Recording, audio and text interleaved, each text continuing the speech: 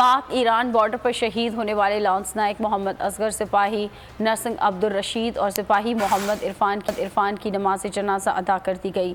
नमाज जनाजा में सीनियर अफसरान, सिपाहियों, रिश्तेदारों और लोगों की बड़ी तादाद में शिरकत। शहीदों को पूरे फौजी एजाज़ के साथ कर दिया गया।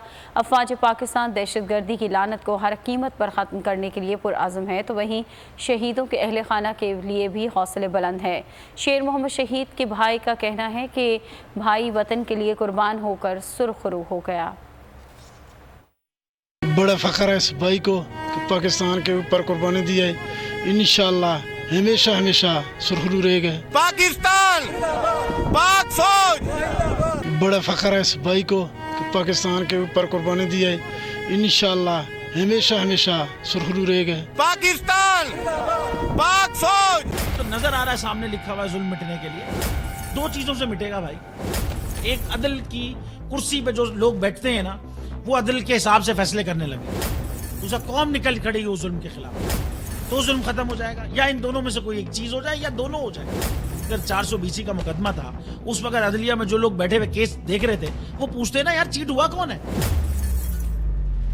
जब उनको दिखता कोई चीट नहीं हुआ, केस खत्म कर देते। तो जालिम जुल्म कर ही नहीं पाता। 9 जजेस ने नोट बिफोर किया मेरे केस को यार, 1.5 साल चला।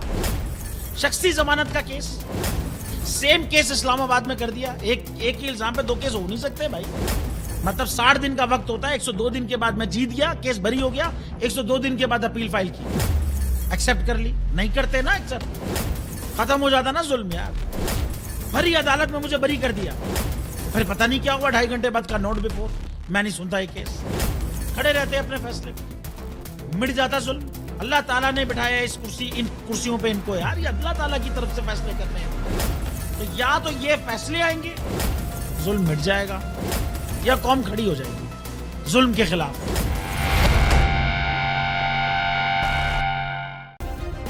सब्सक्राइब करें और बेल दबाएं ताकि कोई खबर रह न जाए।